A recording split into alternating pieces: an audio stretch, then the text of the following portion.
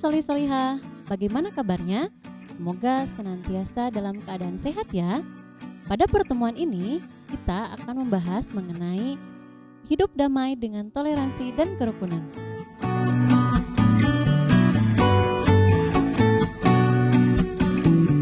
Untuk mengawali pembelajaran PAI pada pertemuan ini, alangkah baiknya agar kita semua membaca basmalah bersama-sama. Bismillahirrahmanirrahim. Dan doa sebelum belajar. Raditu billahi robba, wabil islami dina, wabi muhammadin nabiyya wa rasula, robbi zidni ilma, warzukni fahma. Semoga Allah senantiasa melimpahkan ilmu dan memberikan kita pengertian yang baik. Amin. Adapun tujuan pembelajaran pada pertemuan ini, diharapkan siswa mampu bersikap toleran serta rukun sebagai implementasi pemahaman Quran Surah Yunus ayat 40 dan 41. Serta siswa mampu menganalisis makna dari Quran Surah Yunus ayat 40 dan 41. Sebelum kita memulai pembelajaran pada hari ini, kita akan mereview terlebih dahulu materi yang sudah disampaikan pada pertemuan sebelumnya. Yang pertama, kita sudah membahas mengenai membaca Al-Quran secara benar sesuai dengan kaidah tajwid. Kita membahas tentang idgham. Yang pertama, idgham biguna, yakni nun sukun atau tanwin bertemu dengan huruf ya, nun, mim, dan waw. Yang kedua, membahas tentang idgham bilaguna, yakni nun sukun atau tanwin bertemu dengan huruf lam dan ro. Selanjutnya adalah idgham mimi, yakni mim sukun bertemu dengan mim. Terakhir adalah idgham mutamasilain, yakni apabila dua huruf bertemu baik sama makhorijul huruf atau sifatul hurufnya. Yang kedua, kita membahas mengenai pengertian kerukunan. Apa itu kerukunan? Kerukunan yakni damai atau perdamaian. Yang ketiga adalah toleransi. Toleransi secara bahasa Arab yakni tasamuh, bermakna memudahkan, lapang dada, menghargai pendirian atau pendapat orang lain, baik itu berupa kepercayaan, baik kebiasaan, kelakuan, maupun pandangan yang berbeda dengan kita. Yang keempat adalah prinsip toleransi. Prinsip toleransi yang pertama mengenai keagamaan, bagaimana kita meyakini bahwa Allah menciptakan kita semua sama. Yang kedua, mengenai kehendak Tuhan, bagaimana kita yakin bahwa perbedaan adalah berasal dari Tuhan. Yang ketiga, memandang manusia sebagai keluarga. Yang keempat adalah kemuliaan manusia dari sisi kemanusiaannya. Kita yakin bahwa dalam Quran surah Al-Isra ayat 70 bahwa Allah menjelaskan manusia adalah makhluk Allah yang dimuliakan dari makhluk lainnya.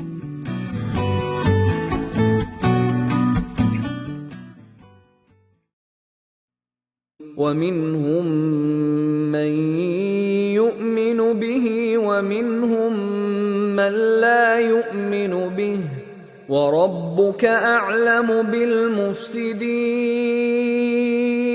وَإِنْ كَذَّبُوكَ فَقُلْ لِي عَمَلِي وَلَكُمْ عَمَلُكُمْ أَنْتُمْ بَرِيئُونَ مِمَّا أَعْمَلُ وَأَنَا بَرِيءٌ مِّمَّا تَعْمَلُونَ.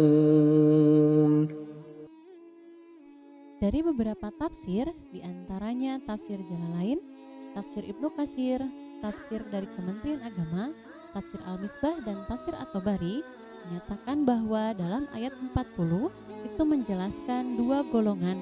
Yang pertama adalah orang-orang yang beriman kepada Al-Quran. Mereka adalah orang-orang yang senantiasa mengambil manfaat dari risalah Nabi. Yang kedua adalah orang-orang yang tidak beriman kepada Al-Quran. Dan dikatakan dalam tafsir Al-Misbah bahwa orang-orang yang tidak percaya kepada Al-Quran itu mereka keras kepala dan hatinya senantiasa terkunci. Mereka lebih mementingkan kepentingan dan kedudukan sosial mereka dibandingkan mereka harus beriman kepada Al-Quran. Tuhan yang Maha Pemurah dan Maha Pembimbing lebih mengetahui para perusak yang telah mendarah daging dalam jiwanya, sehingga tidak sedikit pun menerima kebenaran dan tuntunan dari Allah Subhanahu wa taala. Sedangkan untuk ayat 41, para mufasir mengatakan apabila mereka tetap mendustakanmu Muhammad dan mereka tidak beriman kepada Al-Quran dan tidak mempercayai risalahmu, katakanlah, bagiku pekerjaanku dan bagimu pekerjaanmu. Kamu tidak bertanggung jawab terhadap apa yang aku kerjakan dan aku pun tidak bertanggung jawab terhadap apa yang kamu kerjakan.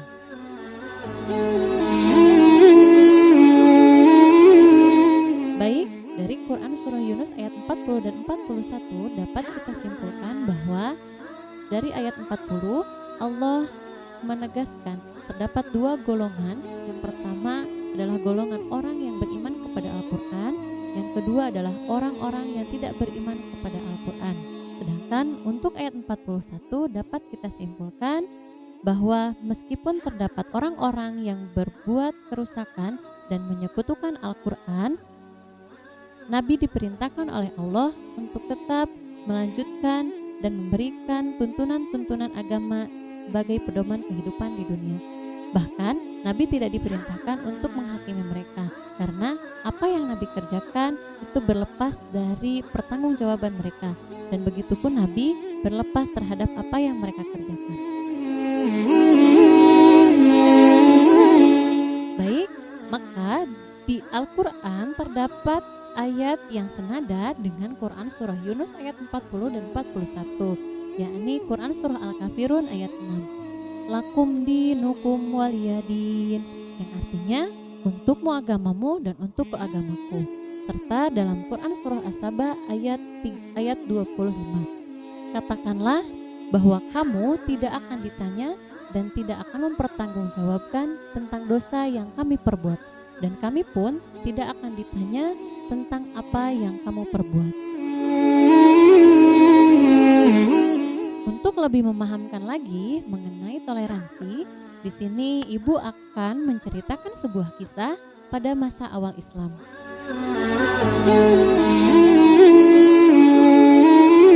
Yang pertama adalah kisah Nabi Muhammad SAW dengan orang Nasrani di Madinah. Pada saat itu Nabi ditemui oleh sekelompok orang Nasrani berjumlah 60 orang di sebuah masjid di Yaman. Mereka hendak menemui Nabi yang pada saat itu akan melaksanakan sholat asar bersama para sahabat. Melihat hal itu, kelompok orang Nasrani ini pun berkeinginan untuk melaksanakan ibadah di masjid tersebut. Melihat kelompok orang Nasrani akan melakukan ibadah, para sahabat hendak menegur mereka, tetapi Nabi mengisyaratkan agar para sahabat membiarkan mereka untuk melaksanakan ibadah di masjid tersebut. Setelah melaksanakan sholat asar, mereka pun berdiskusi seputar keimanan. Kemudian mereka berpamitan dan tanpa ada satupun orang Nasrani yang masuk Islam. Di situ kita bisa lihat bahwa Nabi tidak memaksakan mereka untuk masuk Islam. Maka dari kisah itu Ibnu Qayyim Al-Jauzi dapat menyimpulkan bahwa orang-orang ahli kitab boleh memasuki masjid kaum muslimin. Kaum ahli kitab juga diperbolehkan untuk melakukan ibadah menurut ritual mereka di masjid dan di hadapan orang muslim, apabila hal itu bersifat spontan dan tidak dilakukan secara rutin. Yang kedua adalah sikap toleran Nabi Muhammad terhadap orang Yahudi. Kita sudah tahu bahwa Nabi Muhammad SAW menikahi Safiyah. Orang tua Safiyah ini merupakan orang Yahudi, yakni bernama Huyai bin Akhtab. Meskipun Safiyah akhirnya menikah dan masuk Islam, bahkan digelari Ummul Mukminin, namun orang tua Safiyah tetap memeluk agama Yahudi. Bahkan sampai meninggal masih tetap belum memasuk Islam. Dari kisah yang kedua ini dapat kita simpulkan bahwa Nabi tidak memaksakan mertuanya untuk masuk Islam. Dapat dibayangkan bahwa betapa Nabi toleran terhadap sikap dan dapat menjalin hubungan dan kekeluargaan melalui perkawinan, meskipun keluarga dari Safiyah tetap memeluk agama Yahudi.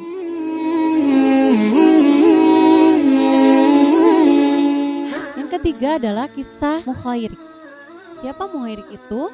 Ia adalah seorang yang ahli kitab dan termasuk orang yang paling kaya di antara orang-orang Yahudi di Bani Quraidah. Ketika terjadi perang Uhud antara kaum musyrikin dengan umat Islam, Mukhairik berpihak kepada umat Muslim. Bahkan ia berwasiat, apabila ia gugur di dalam perang Uhud, maka semua harta yang ia miliki akan diserahkan kepada umat Islam, yakni kepada Nabi Muhammad SAW. Maka Nabi mengambil semua harta Mukhairik yang kebanyakan berupa kebun-kebun di Madinah. Kebun-kebun itu kemudian diwakafkan oleh Nabi SAW untuk kepentingan umat Islam.